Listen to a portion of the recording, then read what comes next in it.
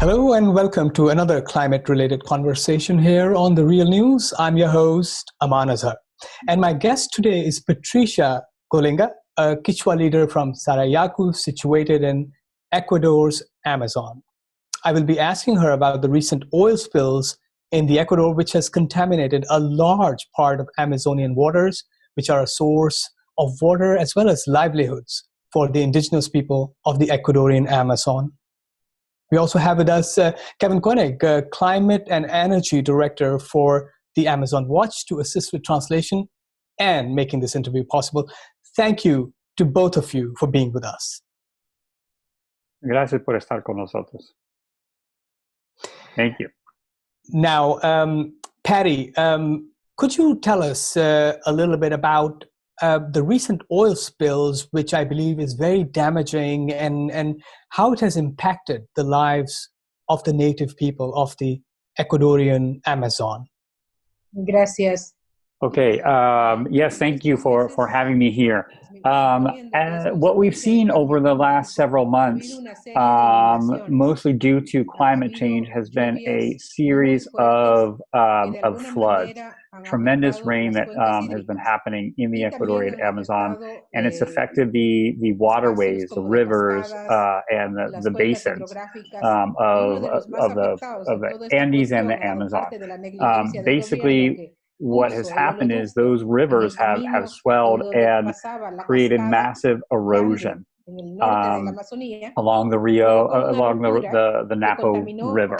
And as a consequence of the tremendous amount of water coming down these waterways and riverways, the erosion caused two pipelines that run alongside the river to rupture, spilling crude right into the rivers. And as you can imagine, this has had a very huge impact on indigenous people that live along these rivers and depend on them. Children, we have incidents of children that have skin rashes, communities that don't have potable water to drink, crops that have been damaged. So you have tremendous contamination, and the reason also has to do with neglect of the government, the Ecuadorian government, who is neglectful in managing the erosion, and the consequences are immense. The Napo River is a river that's connected to not only Ecuador but also to Peru. It's headwaters of the Amazon River. So crude flowing down this river is going to get further into the Amazon and continue to have a major impact on indigenous people. Right, and I believe that the indigenous people have actually sued the Ecuador's government for its negligence in dealing with this crisis. Are you confident that the justice will be served and people will be held accountable? We've seen over the years that there has not been justice for indigenous peoples in these kinds of cases. So we're not sure whether justice will be served in this case, but it's very exhausting for indigenous people, because we always have to be suing the government because they continue to do enact policies that violate our rights, like the illegal concessioning of oil blocks on our territories without free, prior, informed consent, like the case that Sarayaku has brought. We had to go to international forums to try to seek justice. So the governments don't have a real policies or rights guarantees in place. So we don't have confidence that in this government that there can be an objective decisions on things when significant interests are at play. That being said, we do still believe, though, ultimately that the legal process is important, that we must defend our rights and exert them in the face of rights violations enacted by the state. Right, and is this correct that the government actually is finding enough time on its hand that it's actually prosecuting indigenous leaders under charges of terrorism. Is that related in some way with this legal battle? So yeah, it's extremely upsetting and ironic that in the middle of a health crisis, the government, they can't seem to respond. They're overwhelmed by the health crisis, but they still have time to persecute us as indigenous peoples. In a way, it doesn't surprise us. This has been going on for a long time, and the government is taking advantage right now of the fact that we cannot, because of COVID and the pandemic, we cannot go out into the streets. We can't go protest, and the government is taking advantage of that to push forward, policies and activities, extractive activities in our territories, and knowing full well that we can't go out in the streets to try to stop them. Here we are confined in our homes and we're trying to defend our territory, but oil and mining companies, they're not working from home, right? And so, of course, when we raise our voices to denounce these activities and rights abuses that are happening, they target us and come after us. So in that way, things haven't changed. It's almost like business as usual. And in the beginning, you also mentioned the flooding in the Dnieper River, which caused the erosion of the soil. Are these like climate-related events which are in any way caused by the same deforestation and extraction and mining activities which have been going on the indigenous lands for decades?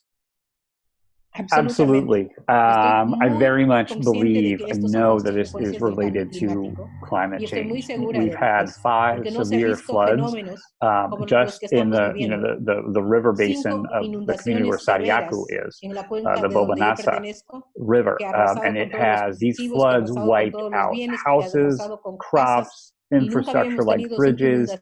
We've never seen this before. It was, the river rose 15 meters.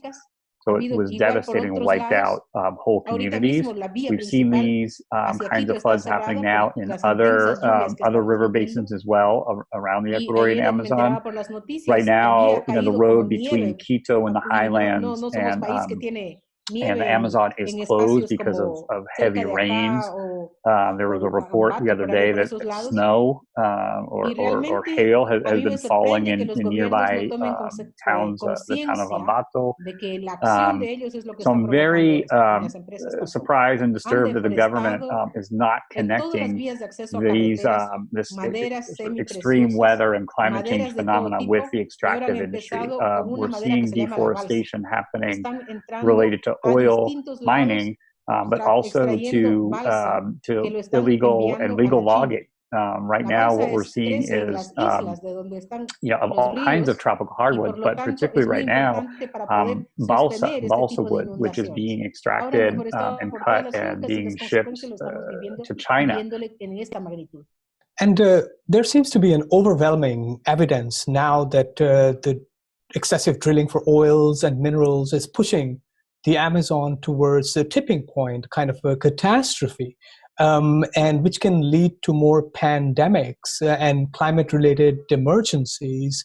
Do you believe that as well? And do you think there's any solution to these menacing problems?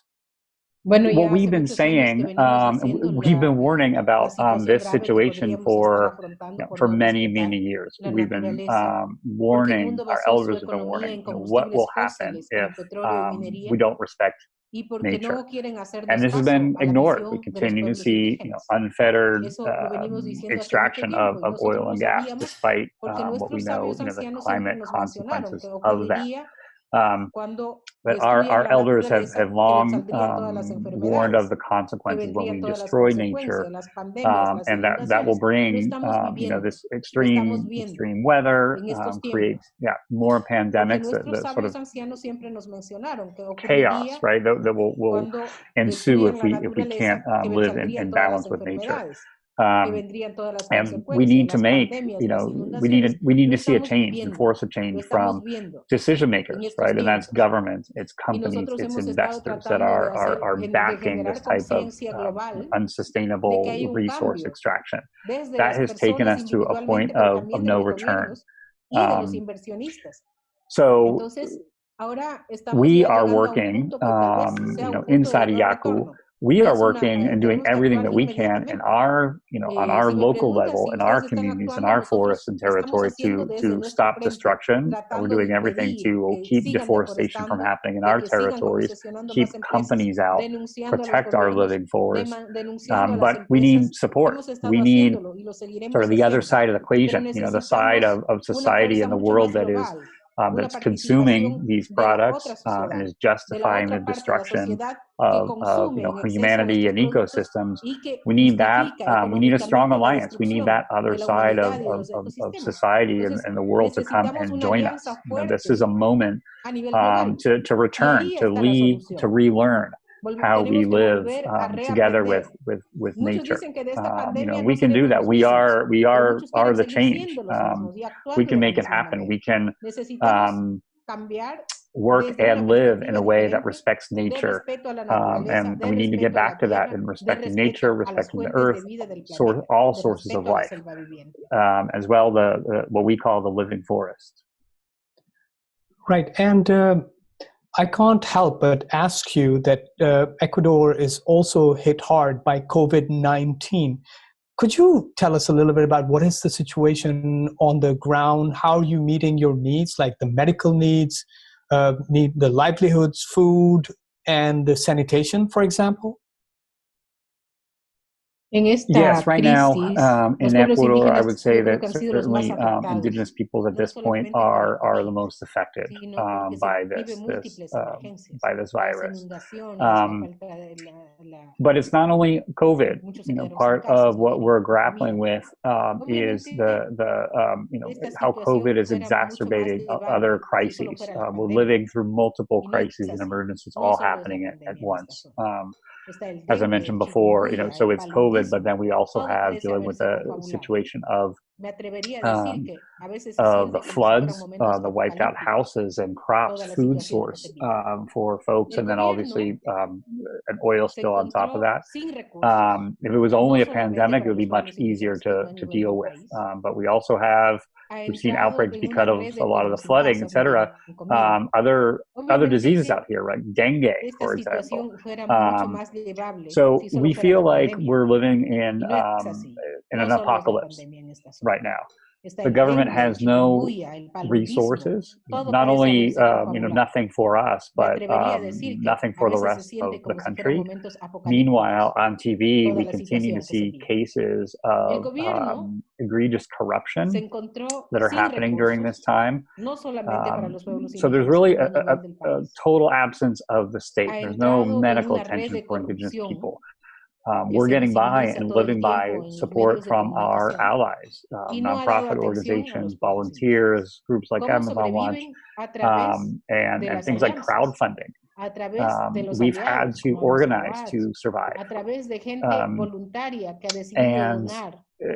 it's not that we just need, medicine. We've had to also amongst our community figure out a plan to how we're going to survive, and that also involves returning to some of our traditional knowledge, our ancestral medicine. And that's helped a lot of people. It's clearly harder for many of our elders in the communities. We've lost the indigenous movement in Ecuador, have lost a lot of elders. Those are the ones that have been more severely impacted than others. In Sariaco and her community, we've lost 5 elders to COVID. So what we're trying to do is be preventative and combine Western medicine with some of our traditional medicine. So, we're taking vitamins to support immune system, etc. But then we're also, relearning and applying a lot of our traditional plants and that have healing properties and combining those with Western medicine. But and of course, yeah, we need, supplies, things like from the outside world, like soap and things like that are also extremely helpful and also in short supply. But we are surviving. Indigenous people are surviving because we're survivors. We've been surviving for 100+ years. We've survived measles and other pandemics before, so we will survive this, even though it's a very hurtful and hard situation. Right, and I am told that you're also advocating indigenous solutions to climate change. Can you share your vision with us?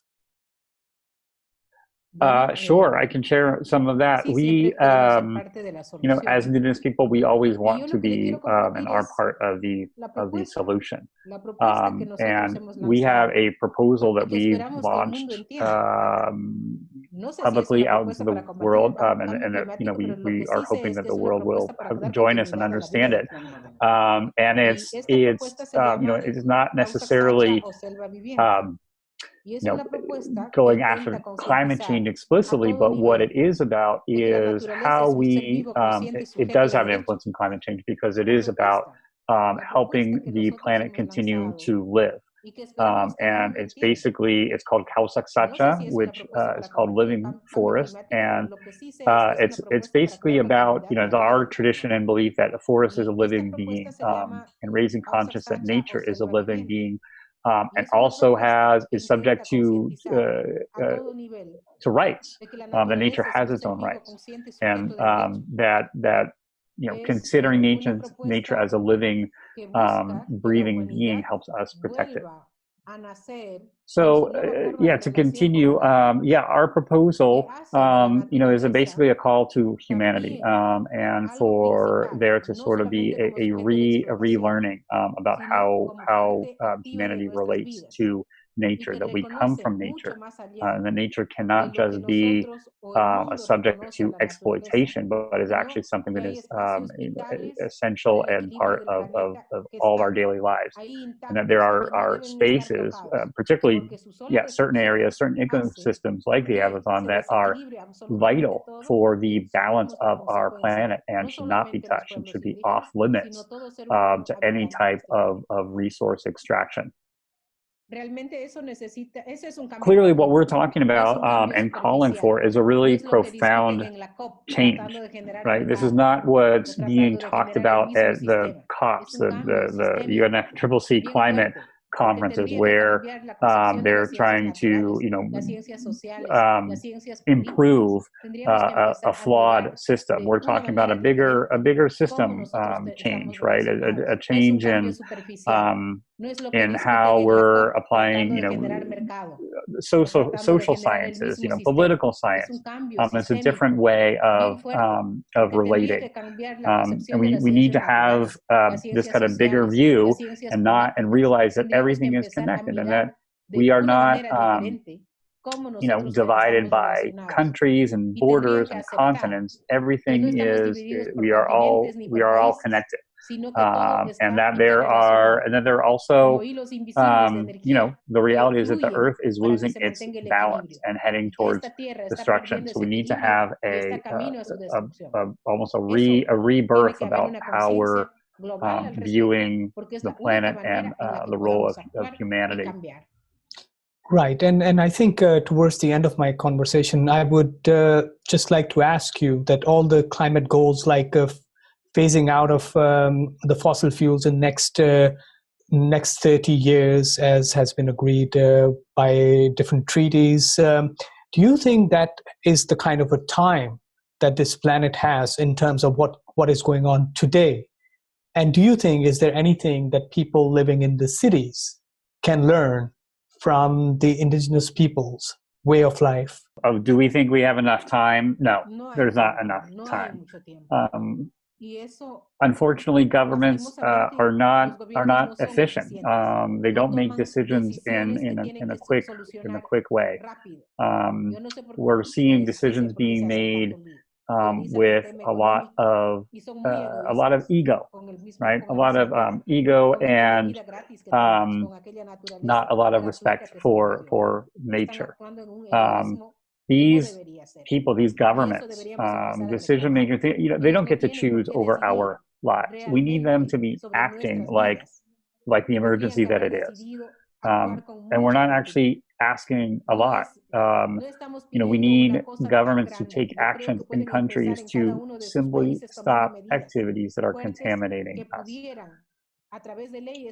We see these, government representatives, they're at the COP conferences and they spend time talking and editing, commas and grammar in documents, but they're fooling themselves. That's not going to get us where we need to go. We have to push, civil society needs to push our governments to act. Just looking at, what's happening, in the world, you have Bolsonaro in Brazil and Trump in the United States. I'm not sure how this happened. We are millions of people. How could something like the administration, these two presidents, come into power? We have to rise up and exert our rights. Indigenous people, we have acted in the face of extreme violence and oppression without fear. We've risen up against a system that is destroying life and risen up in accordance with our own vision and principles. But our acts to stand up and defend our rights and defend nature, it's not just for us, it's for all of humanity, so that all of the planet and humanity can continue to survive. It's for future generations. And it's even for some of these, people in charge, decision makers that are making bad decisions. It's even so that their children may, can enjoy a healthy planet. It has to be reciprocal. So we are continuing to give to the world by protecting our forests, sharing our relationship with nature, our wisdom with nature. We're doing our side of it. We're doing our part, but it has to be reciprocal, and we need action from people in charge. This is a moment to break paradigms. We need to see leaders breaking their own paradigms and opening up their minds more. If there was ever time to do it, this is now. But this is something that can be done and has to be done. Our people, for example, in Sariaku, we're just 1,200 people. But over the last decade, we have kicked out an oil company. We have fought against nonviolently against the military and kicked the military out of our land. So if we can do it, this is something that be kind of things that can be done in any small neighborhood in any place around the world. So we have to take that risk everywhere. We need to be rising up, whether that's in the streets, it's in your neighborhood, it's in the schools, wherever it is. We need people to rise up and take action. We need to take urgent action and demand a change. Because look, there are we all share the same planet, no matter what religion we are, what race, what culture, what have you. We all share the same planet. So we need to be conscious of that and need to work together. Well, time to break the paradigm, indeed. I wish we had more time and to carry forward this conversation, but I'm afraid this is all the time that we had. Let me thank you once again with a lot of gratitude, Patricia Kolinga, for speaking with us and sharing the situation with the Amazon, and also your view of the world, of the planet with us and how to save it. She would like to just say thank you for this opportunity to be here and have this chance to share her thoughts. And thanks also to you, Kevin, who was instrumental in making this interview possible today. Sure. No, thank you all for having us on. And thanks also to our audiences for tuning in. You can always look us up at therealnews.com. For myself and the rest of the team at The Real News Network, goodbye for now and be well.